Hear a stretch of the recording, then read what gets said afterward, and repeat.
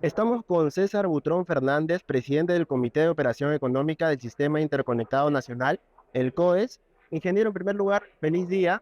Felicitarlo por el Día del Ingeniero. Muchas gracias. Para consultarle sobre su exposición, si bien usted comentó que en este momento el sector no estaba desabastecido, pero de repente desde su perspectiva o de parte del COES, ¿cómo usted evalúa tal vez en este momento si estamos en unos márgenes positivos o negativos como país? Bueno, a ver, el sistema interconectado todavía tiene reserva, o sea, lo que un margen positivo. Es decir, hay suficiente capacidad para atender al sistema, toda la demanda del país atendida por el sistema, sin problemas. Pero eso es en condiciones normales, ¿no? Entonces, hay ciertas contingencias que podrían ocurrir que podrían poner eso en peligro, ¿no? Por ejemplo, si hay sequía muy severa, entonces el precio el costo de generar electricidad subiría porque al no haber agua suficiente no se genera electricidad con las centrales hidroeléctricas y hay que empezar a quemar petróleo diésel. Entonces el costo sube. Esa es una contingencia. La otra contingencia es que, como es conocido, el sistema eléctrico depende por lo menos el 45% del suministro de gas natural de camisea. Si se interrumpiera el suministro de gas de camisea, entonces ahí sí ya no tenemos con qué reemplazarlo. Así usemos toda la capacidad diésel del sistema. El Perú tendríamos que hacer racionamiento. Racionamiento es restringir, cortar la electricidad a determinadas consumidores. Correcto. Sobre ese tema del desabastecimiento del gas, usted comentó que tal vez habría otras alternativas que deberían usarse, como usar tal vez el agua.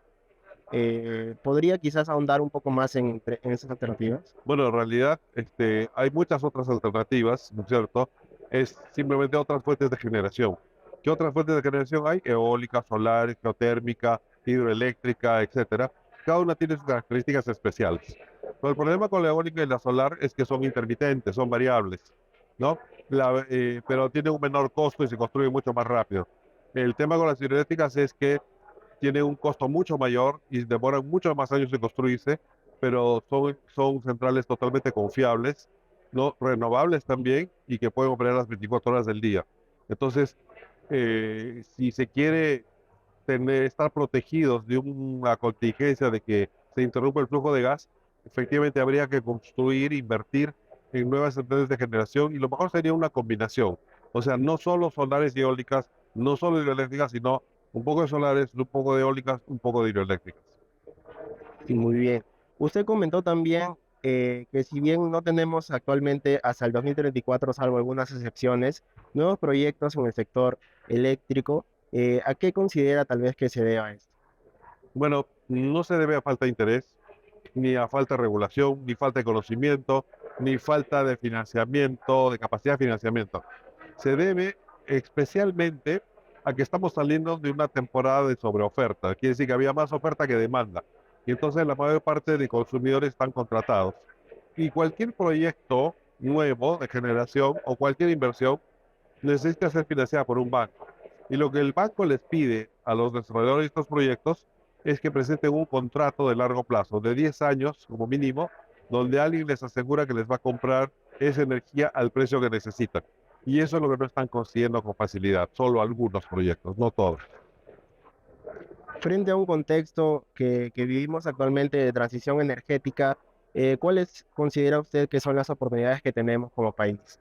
Bueno, el país tiene en este caso muchas oportunidades porque tiene un potencial eólico muy interesante en la costa y en algunas partes de la sierra. Tiene un potencial solar muy grande en el sur del Perú, ¿no es cierto? Tiene potencial y geotérmico también en el sur del país. Tiene un enorme potencial hidroeléctrico, así que tiene oportunidades por todos los lados desde el punto de vista de fuentes.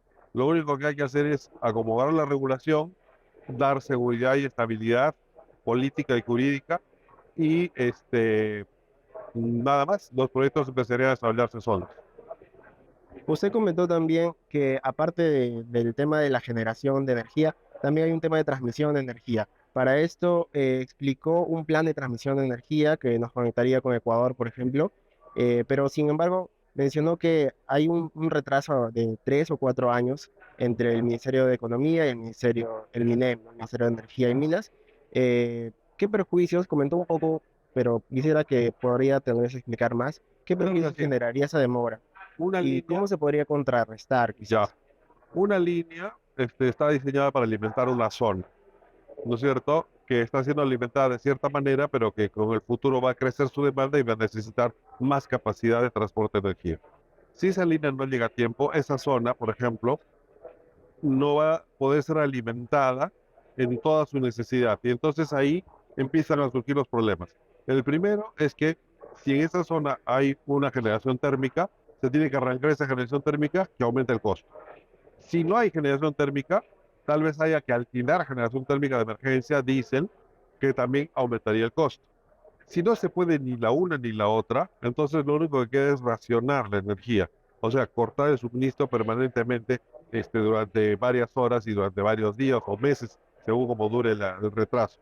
Entonces, esos son los efectos negativos de estos retrasos. ¿Qué es lo que se puede hacer?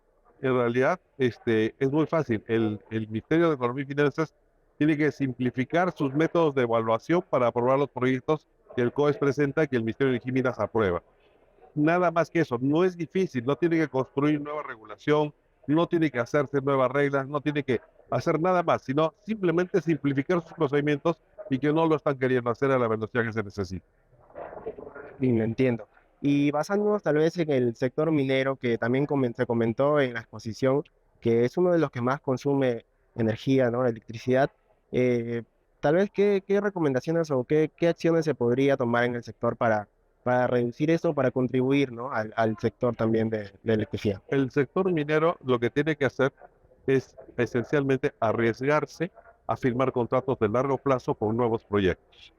Si hacen eso, el desarrollador del proyecto puede llevar ese contrato al banco, con eso se presta el dinero y con eso puede construir su proyecto. Entonces, el sector minero tiene una gran capacidad de ayudar a desarrollar nuevas inversiones en generación. Ok, una última ya pregunta sobre las hidroeléctricas que explicó ya al final en las preguntas. ¿Podría tal vez comentar también al respecto? Usted me parece que estuvo a favor de generar, pero tenía algunos en el país, tenía algunas trabas, ¿verdad? Bueno, no son trabas, sino que es un resultado de economía pura.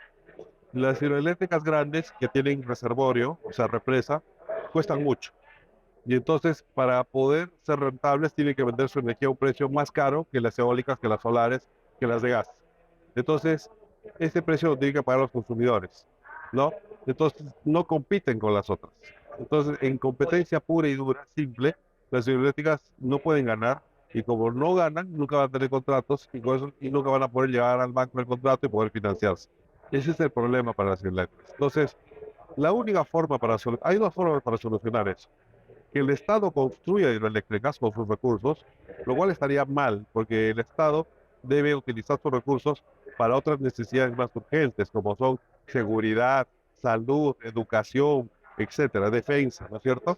Y la otra opción es generar un subsidio, es decir, cargar algo más a la tarifa para poder pagarle a la hidroeléctrica lo que la hidroeléctrica necesita. O sea, es pagar un poco más, que la electricidad cueste un poco más. Pero esto es como pagar un seguro, porque eso es lo que va a permitir disponer de energía limpia y confiable 24 horas al día, pero que, como todo en la vida, no hay lonche gratis. Si uno quiere más seguridad, tiene que costar un poco más. Entonces, esa es la única otra manera que puede haber. Muy bien, ingeniero. Muchas gracias por su tiempo aquí en la entrevista con Rumbo Minero. Muy bien, muchas gracias a ustedes.